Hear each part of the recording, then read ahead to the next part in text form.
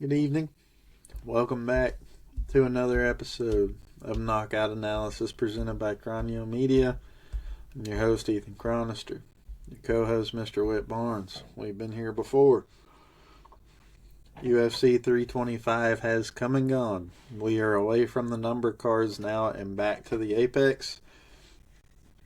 Mr. Barnes, go ahead real quick. Give us your, just like last time, highlight, low light of UFC 325. 325. It's an interesting card. Paramount Plus is on some shit. I mean, if you guys watched the Road to the UFC fights at the beginning, which I didn't really speak about, Cesale got absolutely fluked in the third. I thought that was just a crazy thing that happened. He's piecing up and dominating the Japanese Nakamura, and then he gets hit with a knee straight in the jaw in front of his motherland, a minute away from being signed in the UFC, having his dreams crushed in his motherland. I just thought that was insane. I mean, to move to a more known fight up here, Jacob Malkoun. Thank you, Jacob Malkoun, bro. I've never seen in my life worse striking for a fighter than Torres Finney. I think I think he is worse than Grand Dawson, dude. Than half guard Dawson. Torres Finney is a walking bag. That dude has zero head movement. He can't parry a jab. Bunch of day one stuff. No fundamentals. I can't believe he didn't get finished. I mean, the most disappointing thing was probably Yiza. I mean, nobody really gives a crap about Yiza, but he got robbed. It's the worst I've ever seen personally. Dude pieced up and dominated Khan awfully, and he got hometown cooking. That's all I gotta say about it. And the only reason they did it is because it was the early prelims, and they know a lot of people won't give a crap. My highlights and lowlights, I believe my highlight is going to be, as predicted, the knockout of Dan Hooker, as predicted by myself. Mauricio Rufy did not get the submission that I predicted, but he did get the finish. Killian Saul killed, as predicted here on Knockout Analysis, first round finish. And almost, as predicted, Junior Tafa. I almost was cooking with that one. I was real close to cooking. I was one good, well-placed punch away from cooking. Other than that, low light, Tai Tuivasa, Taliesin Teixeira, stone them both in the streets of Australia and get them the fuck out of the UFC. And we're on to the next one. That'll bring us into UFC Fight Night at the Apex. Fuck if I know which one of the Vegas cards this is. Whit's more into that stuff than I am. I think it's 113. Yeah, 113. First fight of the evening. We'll have Priscilla catch a werewolf facing off against Claudia Saigula. This will be the 13-7 Priscilla facing off against the 7-2 Claudia. Priscilla coming in with 8 finishes, but if you have the chance to submit her, you will. She is 0-4 in submission situations. 5-7 in the UFC overall. Claudia Saigula coming in. She has a 1-1 record in the UFC. She won her last fight against the Russian Ronda. Take that for what you will. She's ass. She has 3 finishes in her career. I think she wins this fight by second round submission. I'm going to get more specific here. I believe she's going to get her back and get the rear naked choke. Yeah, man, this is one of those classic WMMA fights where you strongly think that you know who's going to win, but anything can happen. Cachoeira has fought much more proven fighters, but since the beginning of this decade of the 2020s, she has been finished in all of her losses. I very much remember her last fight with Jocelyn Edwards. I mean, it was not a long fight. She was not defending the hook, the lead hook. She got hit with the lead hook probably about 7 or 8 times before she got dropped and finished. and that's all Jocelyn Edwards had to throw because Cachoeira, she goes out there, she scraps, she's an entertaining women's fighter, but she kind of goes out on her shield nowadays. And as Kron just previously mentioned, if you have an opportunity to sub her, that's exactly what's going to happen. I mean, I think she has a puncher's chance. I think the odds are a little bit slim on this one here. Segula, I think, should be a little bit wider. But at the end of the day, man, you wouldn't catch me telling anybody to bet on women's MMA. Segula's very unproven. Alex Siva, as Kron mentioned, is a fucking wanker. And Melissa Mullins, well, she's okay, I guess. I mean, I'm not gonna sit here and write home about her, you know. I'll just take the younger fighter who didn't get knocked out brutally with a left hook a few short months ago. I think Segula is gonna. I think she's gonna get a finish. I think the rear naked choke is to play, or the women's bantamweight special, the armbar, will be there as well. I think it could be in the first or the second round, but give me a first round sub for Segula, man. The more motivated fighter. Before I move into the next fight, it is February 5th, 2026 at 9:23 p.m. Eastern Time. Um, and we are doing this on the same night that they are announcing NFL awards. So far, we have Myles Garrett as Defensive Player of the Year and Ted McMillan as Offensive Rookie of the Year. Yeah.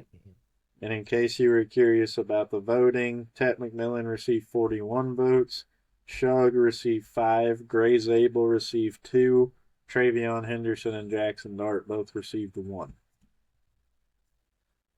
That being That's said, it.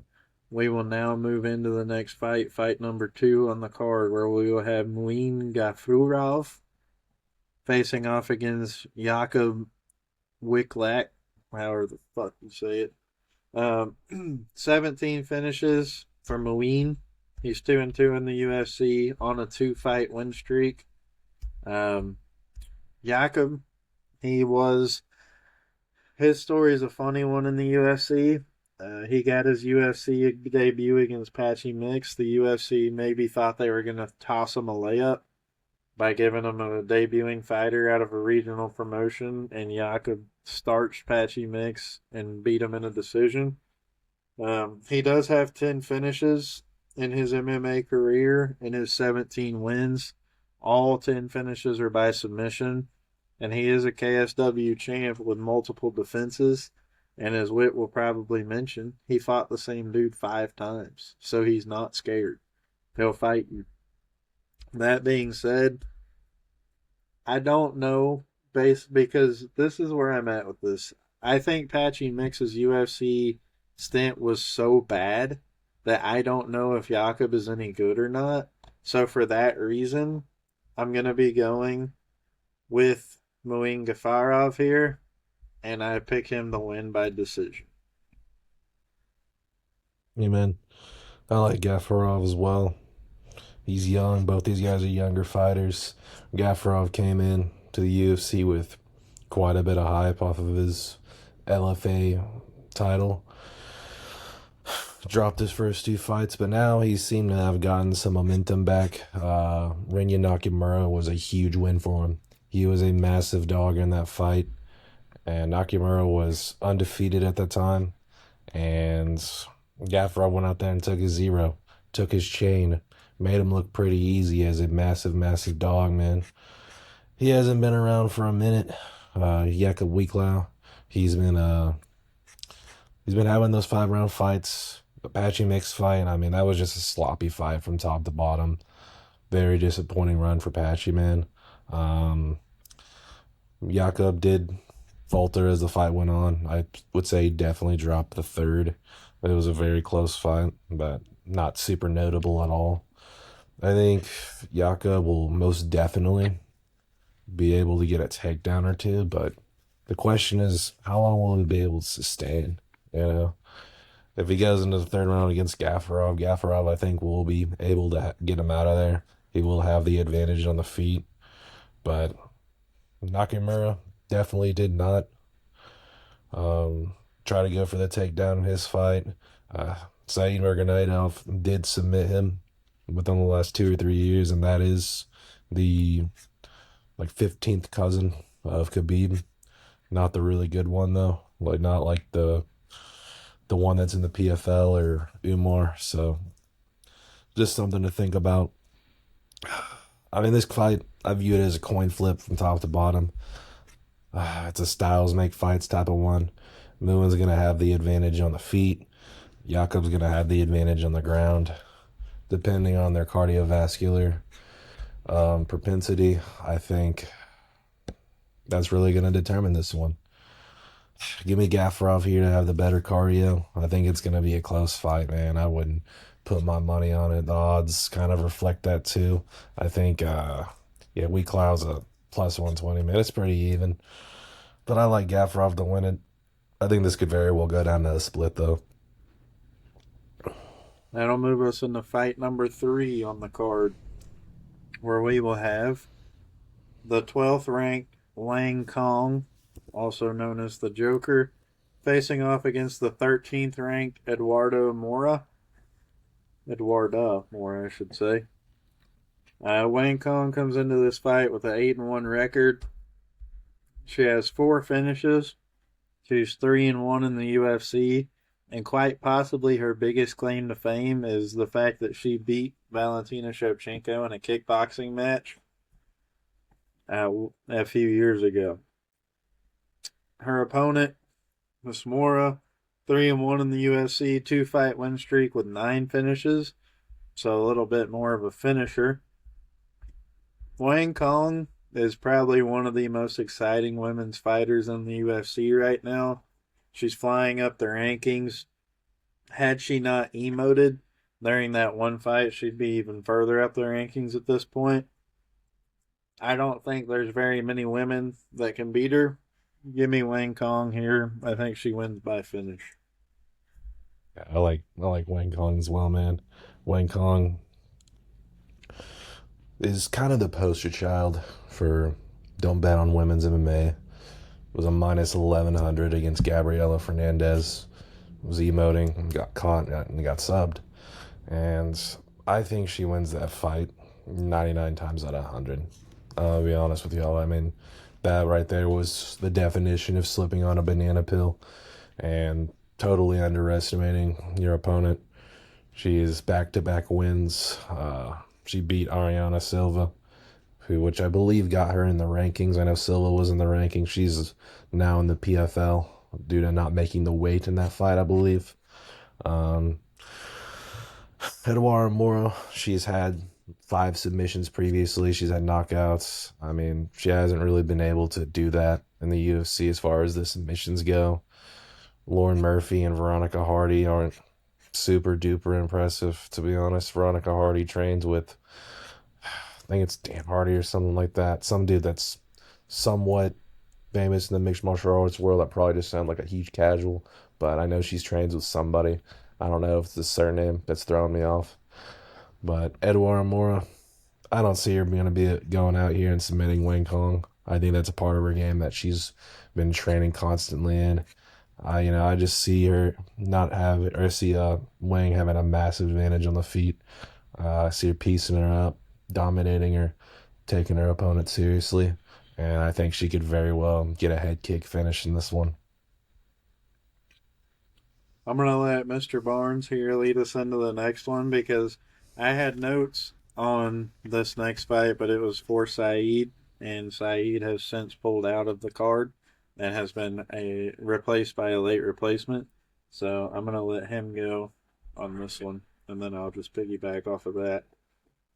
I mean, yeah, man, Snow Leopard Basharat, you're going to see his brother and his other training partner in Amir Albazi on this card. It's very cool that they were able to get all 3 of these guys. I bet they were all in camp together. So it's cool to see. Saeed will no longer be fighting, as Kron mentioned. This is a replacement that was made today, uh, 36 hours or so before the fights on Saturday. So here we go. Gianni Vasquez did have a really weird go around when he got finished to get Edgar Chairez. Many moons ago in Fury FC. I think the ref wanted him to die. It is one of the only two stoppages that I'll sit there and say, damn, that was a late stoppage. I saw it on Twitter earlier today, and I think he went to the hospital and his arm was broken and he was choked out for a good 45 seconds. But since then, he has went out here and he's won five straight. I put some respect on it, but I think this is too much too soon for him. I think Javid is a very game fighter. Yeah, he did get overhanded by Ricky Simone as predicted in knockout analysis. And yeah, he lost to Minds a Hobby, who I think is massively overrated. But I think he's still very skilled, and I think this is an obvious bounce back situation for him. I think it's much easier than the previous opponent he was going to be getting in Saeed, which I think we were going to be split 50-50 on that one as far as the result. Give me Javid, man. I think he's going to go out here. I think he's going to be able to get. I think he's going to take his back. I think he's going to get the rear naked choke. I think a finish is definitely in the cards for him. We don't have odds on it yet either, so I would guess that Javid's going to open around a minus 400. I'd say that's fair. Before I give my brief little synopsis here, we have two more awards winners. Joe Thuney has been given the Protector of the Year award, and the 2025 NFL Comeback Player of the Year is Christian McCaffrey. McCaffrey, man. That being said, I don't have any notes on this other guy. I just know he's a last minute regional promotion guy that they're bringing up. I do have a few notes on Basharat. 3-2-1 in the UFC. He is coming in on a 2-fight losing streak, and he did get knocked out in the first round of his last fight. I was going to pick Saeed here to win, a bounce back win for him. It would have been two fighters on a 2-fight losing streak meeting up. Something has to give. I thought Saeed would have had the advantage, but that is no longer relevant. So give me Basharat here. I'm always going to take the UFC fighter most 99 times out of 100. I'm taking the UFC fighter to win against a last minute regional replacement. So give me Basharat here. And that'll move us into the next one. We have Bruna, the special one Brazil, facing off against Catlin Souza. Bruna Brazil comes in with a 3-3 record in the UFC. Her three losses in the UFC have been to pretty decent competition. And she does have a win against Alexis Tainara in Thunder Fight 20, which is some kind of regional promotion. Catlin Souza coming in 2-3 in the UFC. She does have 10 finishes and 15 wins. And the reason why I pick her to lose this fight is very simple. You lost to Angela Hill. You're not very good. Give me Bruna Brazil, the special one, to win this fight by the ugliest, most boring, sleep provoking 15-minute decision you'll ever see in your life. This fight is one that I'm not really looking forward to. It seems Kron is quite excited for it as well. Caitlin Souza, 2-fight losing streak. Not the worst competition. Angela Hill's not that great, but Rodriguez can fight a little bit. Bruna Brazil.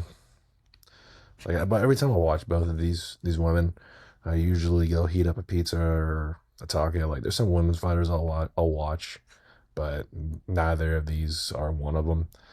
They both are just pedestrian from top to bottom. They don't get a lot of finishes, and their fights are at a quite a slow pace. Yeah, they had Bruno Brazil go to China to fight Shi Ming during the Road to UFC. Road to UFC, they'll have two fighters that are UFC fighters go over there and headline the cards to make it more interesting for the fans and probably get more viewers. Doesn't work for me. Um, Bruna did her thing against the viral head kick phenom Shi Ming. I think that's really just what she was supposed to do. Stood in there with Wang Kong and didn't get finished. I mean, I think this is a coin flip of a fight. I'm gonna take Bruna Brazil. Um, Decisioning her countrywoman 29-28. I will probably be trimming my toenails or playing Clash of Clans during this one. Fair enough. That'll move us into the next one, where we have Nikolay Varentenikov facing off against Nico Price. Varentenikov Hybrid. having a 13-7 record. He is 1-3 in the Ultimate Fighting Championship. He does have 10 finishes, 9 by knockout, and has 13 wins. He did lose to Michael Morales in the Dana White Contender Series, and he's fighting basically in this fight for his spot in the UFC, in my opinion. He's probably one loss away from learning PFL. Nico Price, on the other hand, 16-9 record. He came into the UFC at 8-0. He is since 8-9 since he joined the UFC. He's 1-4 in his last five, 13 finishes and 16 wins. Has 7 losses by way of finish, and he lost his last fight by rear naked choke to, I believe it was the Oklahoma State Cowboy, Jacoby Smith. I believe that's who that was. Um, am I tripping? Is that who that is, or is that a different guy? Yeah, It's okay. Jacoby Smith. He did lose by rear naked choke to him. That being said, I just don't think Varentenikov is any good. Nico Price is a very middle of the road, as you can see from his UFC record, MMA fighter in the UFC, but I still think he's better than Varentenikov. I'll be so bold to say I think we might even see a finish here. Give me Nico Price. I think he can win this fight, maybe, possibly, by knockout in round two. Nico Price, the hybrid. Yeah, this dude's slow. He's old, but I think he has one more in him, and this is probably the most favorable matchup he can get. I think he's really beaten all the guys from his past generation. Tim Means, he's not going to get that fight again. He'd love to have it. Alex Morono, who we'll talk about later, that was one of the fights of all time in UFC 302. I remember Alex Morono was a sizable favorite going into that. And yeah, dude, he looked exhausted after the first round. Alex Morono did. Didn't land anything. Didn't look professional in there. Alex Morono's a jobber. Nico Price, I think he's competent. Um, he was a massive, massive, massive dog against Jacoby Smith, who was like a minus 1,500 favorite. And he went out there and he showed that he still has a pulse. Jacoby Smith is one of the best up and coming prospects in the entire UFC right now. He has looked elite to say the least. And yeah, Nico Price was able to go 9 minutes with him. And that, in my mind and my heart, it counts for something because Preston Parsons got owned and his contender series opponent got owned. And those guys are in their prime. And Nico Price, well, I think he's near the end. Nikolay Veretennikov, he just has absolutely zero fight IQ whatsoever. Like, yeah, he's very good on the feet, but he has nothing for you on the ground. Soriano pretty much wet blanketed him and grounded pounded him for damn near the entirety of that fight on UFC 320. Francisco Prado, man, is really just undersized for welterweight. I mean, both those guys had infinite opportunities to win those fights. Veretennikov tried to give him that fight for the entirety of its duration. And quite frankly, I don't know how he's in the UFC after the Vanderford incident, but there's no more need for me to harp on that. I think if Nico Price is able to get a takedown around, he's gonna be able to do enough to win this. All of his losses are against fair fighters. I don't see anybody that he's lost to in the UFC that is worse than Nikolay Veretennikov. I think Robbie Lawler right now would beat Nikolay Veretennikov, truthfully. So give me Nico to go out there. I think he's gonna get a people forgetting the hybrid decision 29-28. I mean, these odds are truly hilarious. In no world should Nikolay Veretennikov ever be a minus 300, and that's even if he wins this fight. I mean, it's absurd. It's laughable, and I think he loses this fight.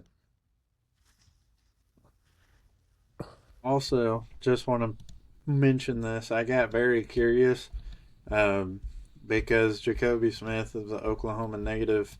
I just looked. Our friend of the pod, Tracy Reeder, fought on the same card as Jacoby Smith twice, both Oh at yeah. XFN. Um, that being said, we'll move right into the next one. The aforementioned Alex Morano facing off against the war torn country native Danil Donchenko. I fear this is a public execution. Alex Morano is an absolute dog walking, dog water scrub. He's 13-9 in the UFC, 1-4 in his last five. Don Chico 1-0 in the UFC, 10 finishes. One UFC debut via first round knockout. He's going to march this dude down like a man. He's going to knock him out in the first round, and he's going to say for Ukraine as he does it because he's a man. Yeah, I'm not really big on any Ultimate Fighter type of guy. Donchenko, I will say, he looks absolutely badass, man. I know this guy has hands. Like he has absolute stones for him, based off of his Noche UFC victory by itself. Very cool, war torn country swag. Something you always have to pay attention to. And Alex Morano, man, I mean, I think his time's come. I think that they just need to pull the plug on it. He was never really that good. If you just look, who's been fighting for the last 10 years? This will be his 10th year in the Ultimate Fighting Championship. And bro, just read off some of these names with me: Max Griffin, Song Kanon, Reese McKee, old ass Donald Cerrone on his massive losing streak, David Zawada, Mickey Gall, Matthew Simmelsberger, old ass Tim Means, old ass Court McGee. Bro, there's nobody else he can beat in the UFC. He's beaten all the guys worse than him that are way out of their prime. Truthfully, I don't think he would beat, who's that Romanian dude? He's not beating Daniel Franza, bro. I mean, Nico Price, disdainful performance, truthfully. One of the worst I've seen in the UFC. Daniel Rodriguez. I mean, I don't think that should have been a split. Daniel didn't look great in that fight, and he still beat him on his very worst day. Carlos Leal. I remember watching this card with my roommate at the time, Dakota, and Carlos Leal's walking this fool down and just landing on him every single time he throws a punch. And by the time it was over, Dakota looks over at me. He said, "Bro, they could have called that fight 2 minutes ago. Why did they sanction it?" I mean, this dude doesn't belong anymore. Maybe at some point, I'm not trying to completely shit on and disrespect this guy because, Damn. he's 30. Which is exactly what I've done. I understand it, but 36 fights in his career, taken a lot of damage, got flatlined by Carlos Leal, and now he is fighting an absolute killer with stone hands, and Donchenko, who is in his athletic prime. Yeah, forget about it. Minus 700 line as well. I think that's a fair line. I think it's only going to get bigger. I think Donchenko is going to get put in parlays. I would be smashing the unders on all of this on this fight, and I think it'll be over very quickly. First round knockout. If I didn't say that. That'll move us into the next one. We got Dustin the Hanyak Jacoby facing off against Juicebox Julius Walker. Jacoby has a 9-6-1 record in the UFC. It's 3-2 in his last five. All of his losses have pretty much been to very good competition. Julius Walker 1-1 in the UFC, 6 finishes and 7 wins. Definitely has knockout power. I fear that Dustin Jacoby here has the better experience going for him here.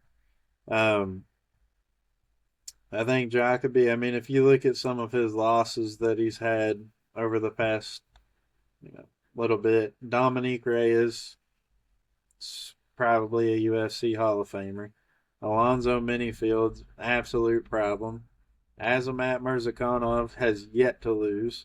Khalil Roundtree Jr., title challenger at some point. Was he a title holder? Who was it? Roundtree. No, he wasn't title holder. He was a title challenger against Alex, yeah. Title challenger.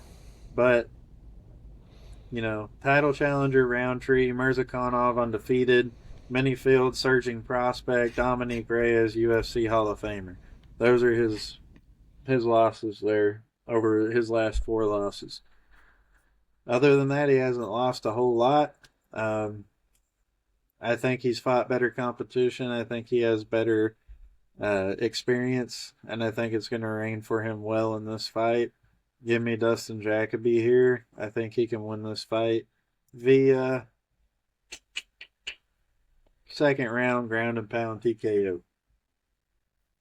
Yeah, Dustin Jacoby is a seasoned fighter. He is a career martial artist. He fought in glory kickboxing. He is a layered, powerful striker that won't rush into an absolute scrap. He will take his time and he will find his range and he'll pick you apart. And eventually, he may just knock you the fuck out. That's just Dustin Jacoby and how good he is. He's a great anti-grappler.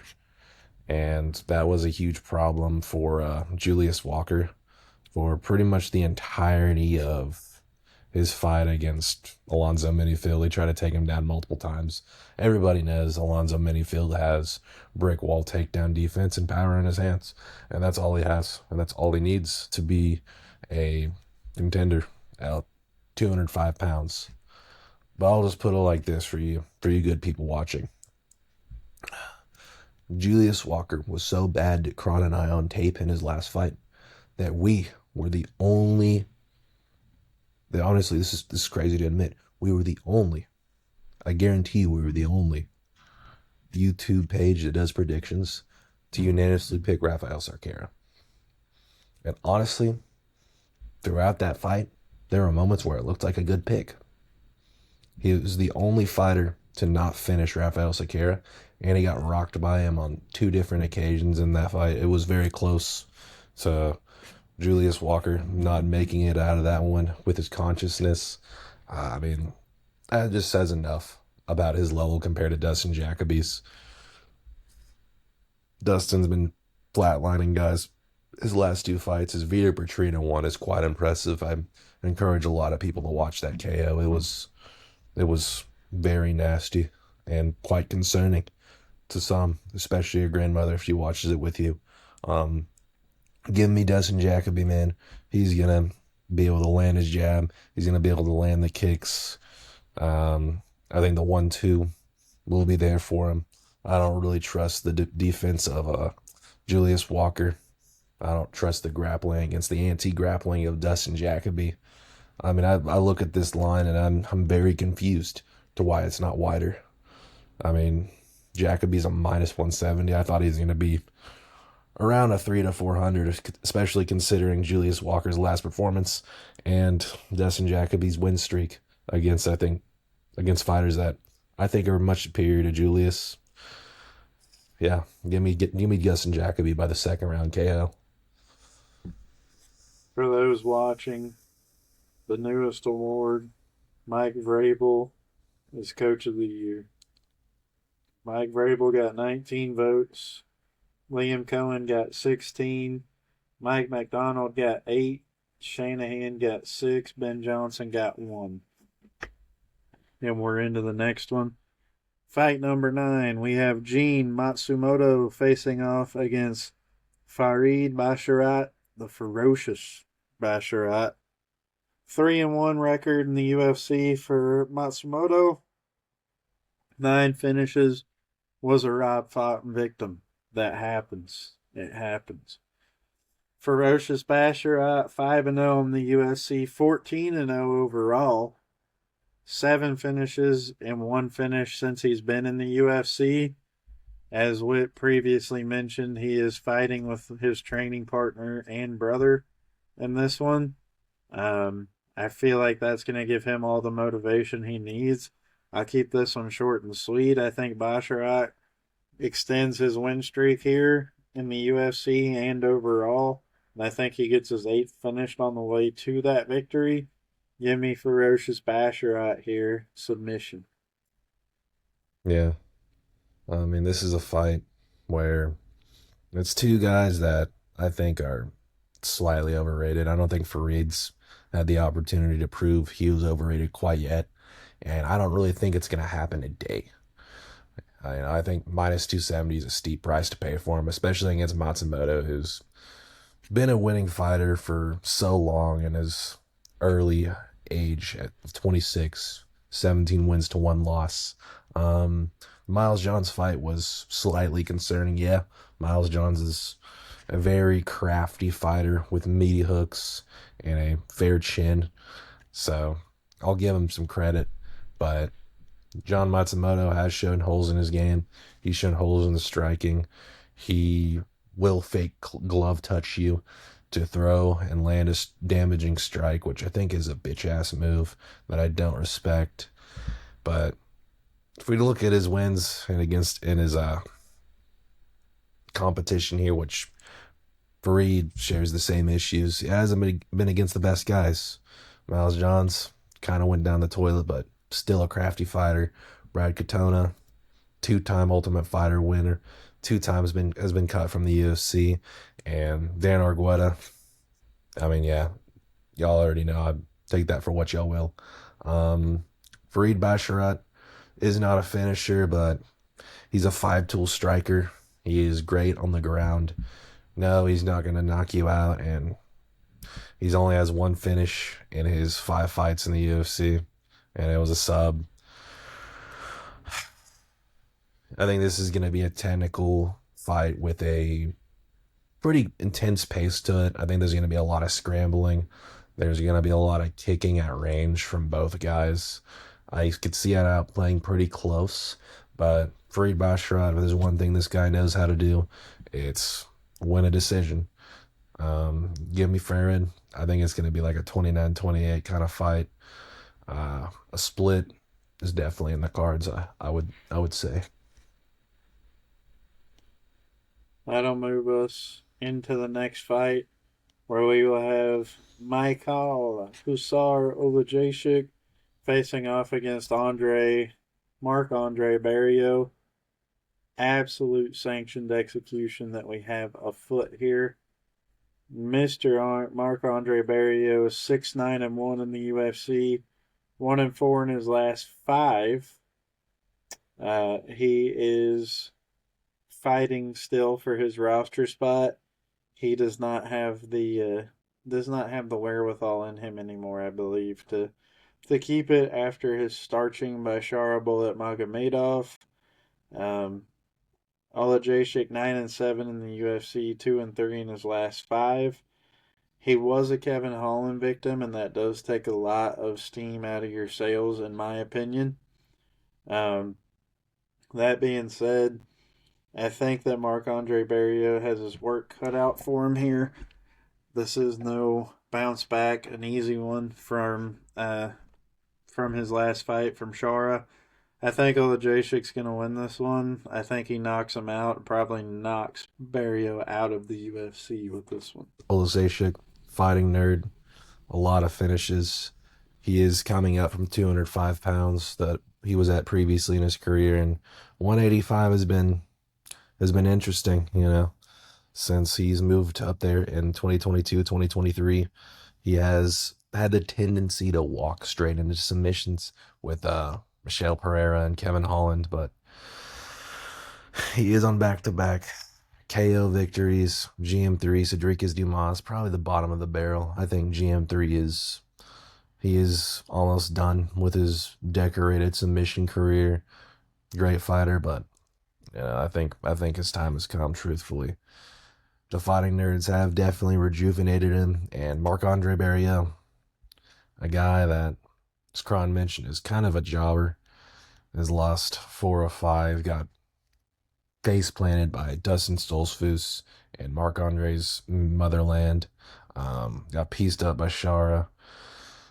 I mean, I just don't see him being able to beat a guy like Michal Oleksiejczuk. Maybe back when he was beating up Eric Anders, I would be able to agree to that being a possibility.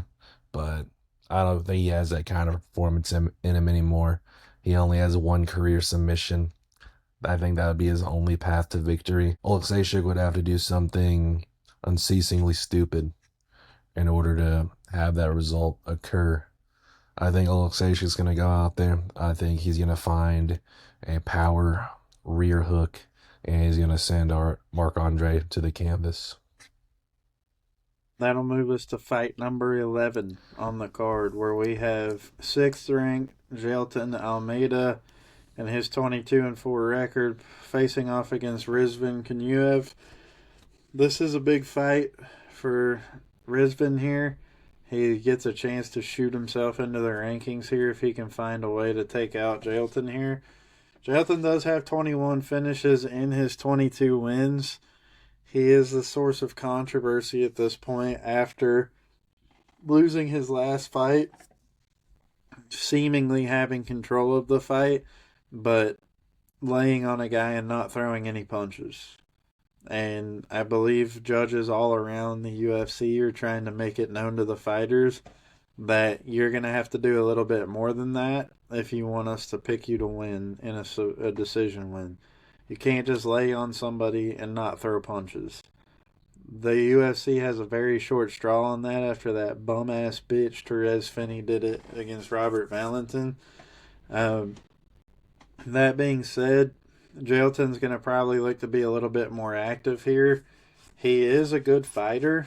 Obviously, he's ranked number 6 in the heavyweight rankings. As much as I want to pick Rizvan here, I don't know if Rizvan deserves this opportunity.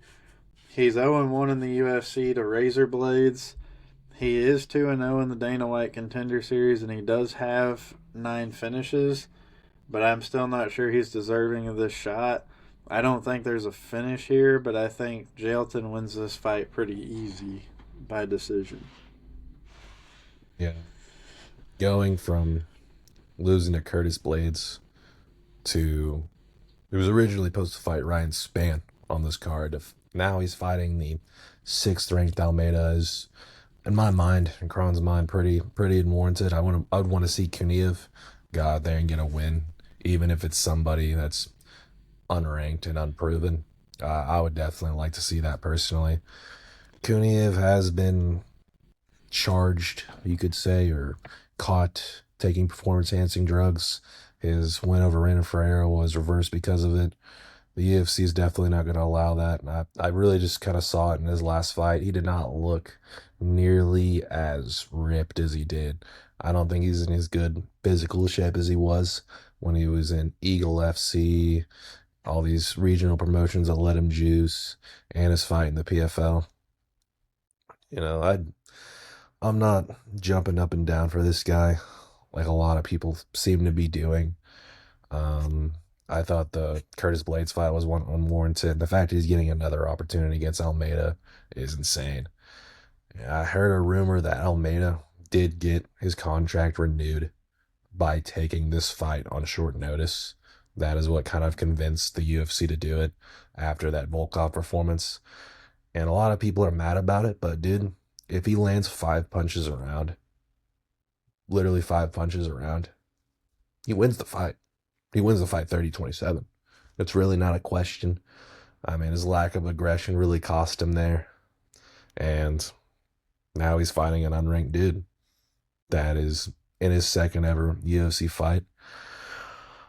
However, I think the odds for this fight, I mean, it's just what are you people doing? Like, what is the thought process? I mean, he went from a minus 550 favorite, right? Whenever this line opened up, and now he's a minus 160.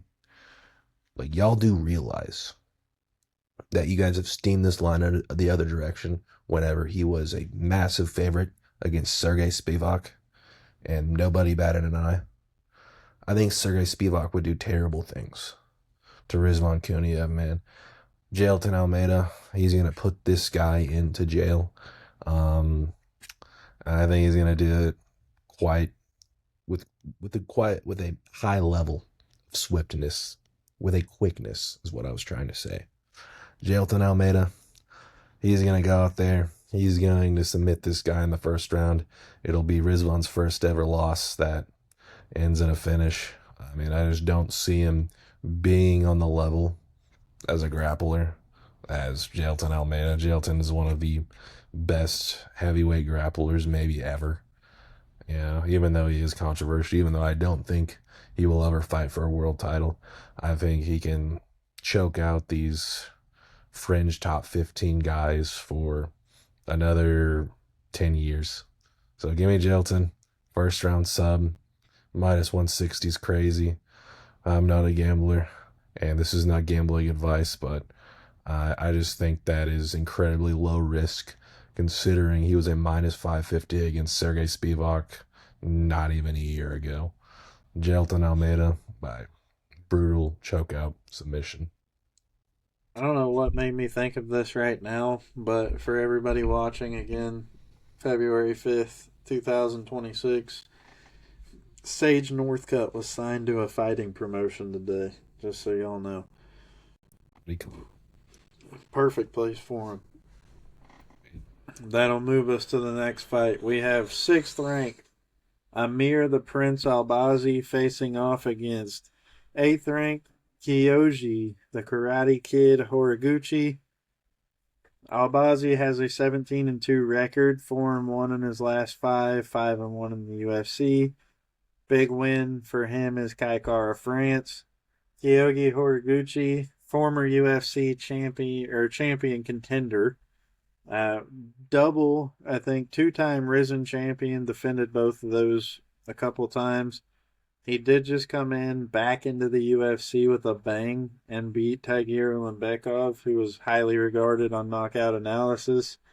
He has 21 finishes in his 35 career wins, and he is 8-1 all time in the UFC. Kyoji Horiguchi, he's faced a high level of competition for a very long time. Again, he was a title challenger against Demetrius Johnson, who's probably one of the best fighters of all time. I think Albazi has, of course, a puncher's chance always to win this fight. He also, could get him on the ground and submit him as well. But Kyoji Horiguchi is not that easy to do that to. He's a very good fighter, and I think he came back into the UFC with a vengeance here, and I think he wants to go straight to the top. I think Kyoji Horiguchi wins this fight. I don't think he finishes it. I think he wins this fight 29-28. Kyoji Horiguchi is the truth, man. I mean, I picked him to win against Tagir, which is crazy because we in Knockout Analysis have a high level of appreciation for Tagir Ulanbekov. But I didn't think it was going to be like that, man. He absolutely ran through him like a Taco Bell 5-layer burrito. I mean, it was just a dominating performance. Tagir pieced him up and dominated him on the ground and subbed him. He made a statement. And the UFC, they've been really, especially with their matchmaking, with guys coming in from other promotions having a lot of success, they've been kind of spiteful with their matchmaking. They want to give them tough matchups. And I think on paper that was going to be a tough matchup for Kyoji, a longer flyweight with a very much high level of grappling prestige, man. And he just made it look easy. Prince Albazi on here with his 2 training partners, the Basharat brothers. I mean, he's a good fighter. He's still in his prime. He got pieced up by Brandon Moreno in November of 2024, and he's just had a lot of health problems. He had a heart issue that almost made him retire from fighting. Before the Moreno fight, he had a long layoff.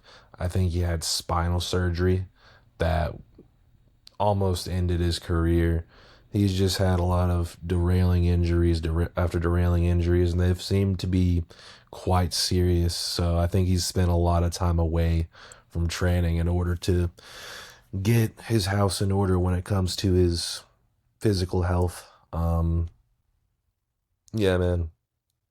Going from that Moreno defeat to now fighting Kyoji Horiguchi, who's looked as good as he ever has, I think is a very tough proposition. Um, I think Kyoji's gonna run through him, man. I think he's gonna do exactly what he did uh, to Gear. He's gonna do that again. He's gonna go from Russia to Iraq, and I think he's gonna piece him up on the feet. I think he's gonna be able to land his kicks there. Um, and Abazi, who is a guy who likes to grapple, and a lot of his fights like to shoot takedowns, he's not gonna be able to do that on this one. I also don't think his volume is incredibly high in the striking, even before a lot of his injuries. I think Horiguchi's going to get a finish. I think he's going to get a TKO and the second or the third. And he will call out Joshua Van or his teammate Pantoja once again. Pantoja can't come to the phone right now. That'll move us Indeed. into the pinnacle event of the card.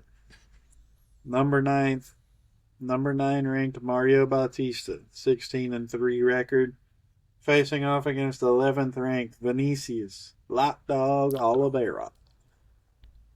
23-3 record for Lockdog.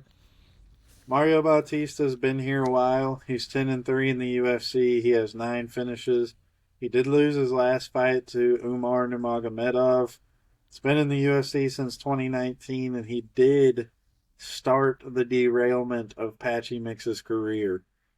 That was him. He did do that. He looked like he was very pissed off about the way that Patchy Mix handled the whole situation and about how he talked about Mario Bautista. And Mario Bautista was not a fan. He pieced him up and dominated him the entire fight. Vinicius Lockdog Oliveira, 4-0 in the UFC, 6-fight win streak, 18 finishes. He is a UAE Warriors champion. 16 knockouts in those finishes. And he did beat Ricky Simone and Saeed Nurmagomedov to get to this point. I don't know if that's enough, in my opinion. I think this is a good opportunity for Vinicius Oliveira. I think Mario Bautista is going to start realizing potentially in this role of maybe hanging around this spot in the rankings and just kind of being like a gatekeeper guy that you have to beat because he's a good enough fighter that he probably could fight for a title, but I don't know if he will. So I think Mario Bautista is going to stay around this area and be the guy that you have to beat to move up the rankings. And that's not a bad spot in your career to have because you'll stay in the rankings, get a little bit more money. But I don't think Vinicius Lockdog Oliveira has it in him right now. I think Mario Bautista has faced a better level of competition. Just based off of the wins, I know it's very controversial and it hurts Witt's heart, but he did beat Jose Aldo. He did beat Patchy Mix, which some people still view that as a good win. Beat Ricky Simone, Damon Blackshear. He's faced his fair share of competition on his way to where he is now. I think Mario Bautista wins this fight. I think he controls at least 3 of the 5 rounds.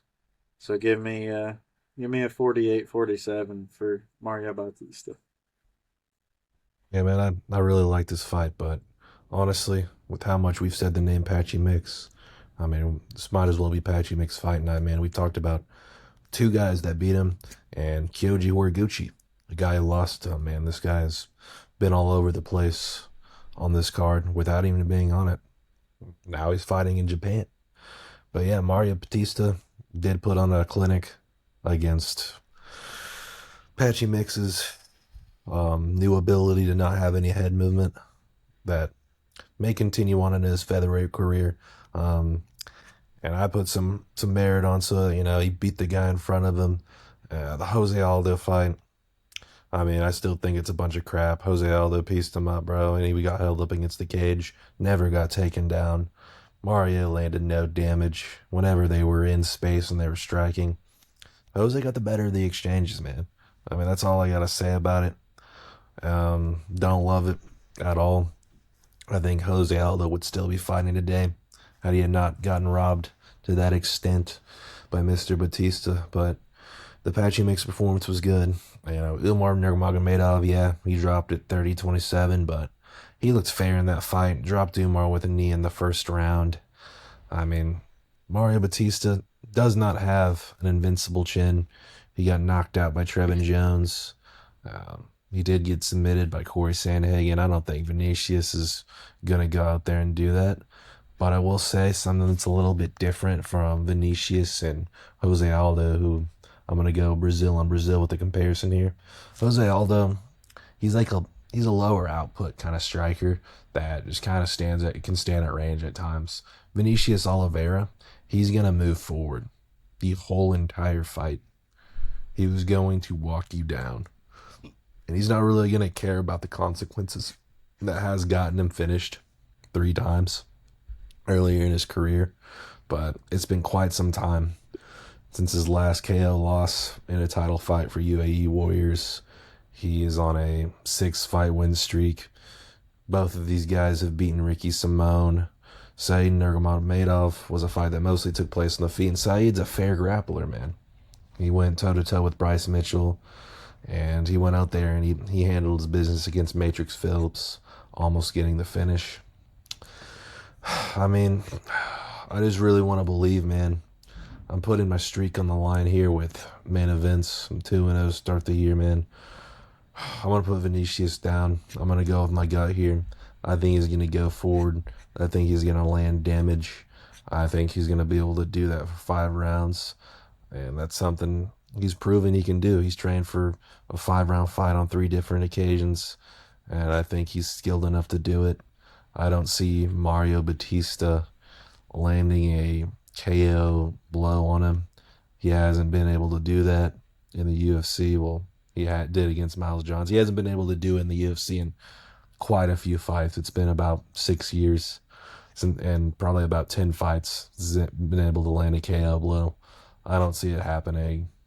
Give me Vinicius Oliveira to win a 48-47 decision here in the inaugural card of the Meta Apex. And that'll end this event. We appreciate you guys checking us out. We're not always as excited about Apex cards as maybe some of you absolute avid UFC fans are. We are avid UFC fans, but the Apex is so damn boring. No crowd pops, no nothing. We just get here. 9 times out of 10, this is an outlier card, but 9 times out of 10, you got to watch some of the most boring fighters fight with no crowd noise. And it's atrocious, and I'm sick of it. But this one's a little bit better. We appreciate you guys for joining us. Be sure to like us on YouTube, comment, and subscribe. Turn that bell on so you know when we post again. Check us out on socials. Check out our sponsors, Shank It Golf, Dubby, Cowboy Revolution. We appreciate you guys, and we'll see you in the next one.